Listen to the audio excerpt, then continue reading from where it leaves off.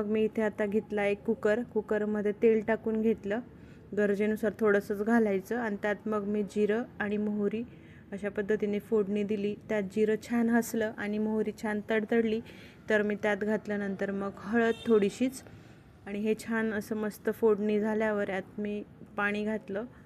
मस्तपैकी असं 2-3 ग्लास रपारप पाणी घालून घेतलं, जास्त पाणी घालायचं असतं थोडंसं।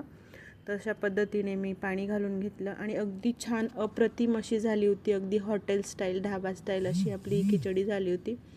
तर इथे मी डाळ आणि तांदूळ इक्वल प्रमाणात घेतलं होतं आणि तांदूळ होता बासमती, तर जरा मुगाची डाळ जास्त घेतली तरी चालते, खूप छान चव येते आणि फोत्र्यासकट म्हणजे टरफल्यासकट असेल मुगाची डाळ तर अजूनच छान।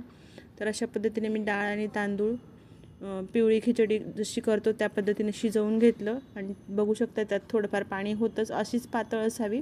त्यानंतर मग दुसऱ्या कुकरमध्ये थोडा मोठा दुसरा कुकर घेतला, त्यात मी तेल घातलं, आधी कमी घातलं होतं म्हणून इथे आपल्याला परत आता फोडणीसाठी घालायचंच होतं।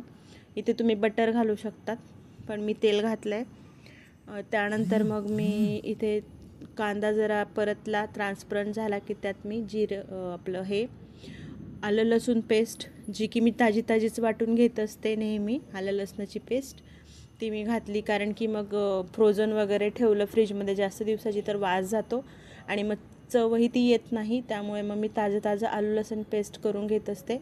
त्यानंतर मग इथे घालते मी टोमॅटो पण छान बारीक चिरून घेतलेला होता, तर त्यालाही छान शिजू दिलं आणि मग नंतर त्यात मी लाल तिखट आणि हळद मसाला अशा पद्धतीने फोडणीला सगळे आपले जगभरातले जे तुमचे मसाले असतील ते घालून घ्या। कांदा लसूण मसाला असेल तोही घाला, मी नाही घालत, मी गोडा मसाला घालते।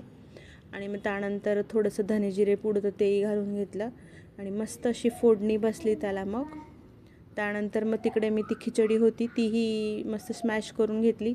आणि हो, तुम्ही लाईक शेअर आणि सबस्क्राईब नक्कीच करा, कमेंट करत जा, मला कमेंट येत नाहीत तुमच्या, आणि लाईकही करत जा व्हिडिओ बघितल्यावर। एक लाईक केला की तो व्हिडिओ अगदी दुसऱ्यांपर्यंत लवकर पोहोचतो आणि कमेंटही करत जा। अशा पद्धतीने मग मी आता ही खिचडी स्मॅश करून घेते छान अशी, बघू शकताय तुम्ही इथे फुल भरला होता कुकर, जरा हळूहळू करत होती, त्यामुळे तुमचं एक कमेंट आणि तुमचं एक लाईक खूप गरजेचं असतं। सो व्हिडिओ पाहताय, तुम्हाला आवडत आहेत की नाही ते कळवा, कमेंट करा, लाईकही करा। आता इथे माझी छान फोडणी झाली होती, मस्त परतली होती ती, त्यात पुन्हा मी थोडंसं, मला तेल कमी वाटलं कारण खिचडी जास्त क्वांटिटी झाली होती, त्यामुळे मी परत थोडंसं तेल घातलं आणि मग नंतर खिचडी ह्या कुकरमध्ये ट्रान्सफर करायची होती आपल्याला, मस्त आता फोडणीमध्ये घालायची होती। तर एकदम छान परफेक्ट ढाबा स्टाईल आणि हॉटेल स्टाईल झाली होती, टेस्ट अगदी छानच, सगळ्यांना घरात आवडली, सगळ्यांनी आवडून खाल्ली। आणि आजारी माणूस असो किंवा मग लहान बाळ असो, अगदी लहानांपासून मोठ्यांपर्यंत, अगदी दाताचा त्रास असेल, पचनाचा त्रास असेल, सगळ्यांना ही खिचडी आवडेल आणि नक्कीच आवडून खातील, नेहमी करावी लागेल अशा पद्धतीने ही आपली ही खिचडी झाली होती। आता इथं पुन्हा चवीनुसार थोडं मीठ घालायचं होतं आपल्याला, जास्त नाही कारण आधी घातलेलंच होतं।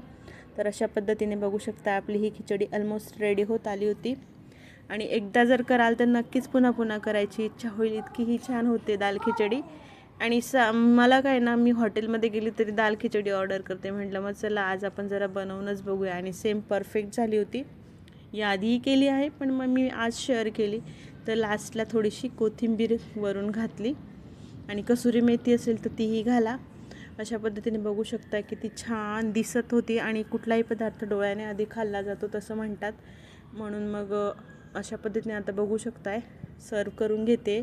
चला तर मग व्हिडिओ कसा वाटला मला नक्कीच कळवा। अशा पद्धतीने मी गरमागरम खिचडी सर्व केली, त्यावर तुपाची धार, आणि मग त्यानंतर हे मुलांचे ताटं होते त्यामुळे पण कांदा आणि पापड वगैरे लोणचं हे ह्याच्यासोबत मस्त अगदी परफेक्ट ताट बनवून खायचं। हे आमचं पोरांचं ताट, त्यामुळे ह्याच्यात कांदा आणि लोणचं नाही आहे, तर मस्त असं एन्जॉय करा आणि भेटूया पुढच्या वेळेत। तोपर्यंत बाय, खात राहा, स्वस्त राहा, मस्त राहा आणि लाईक शेअर सबस्क्राईब करा।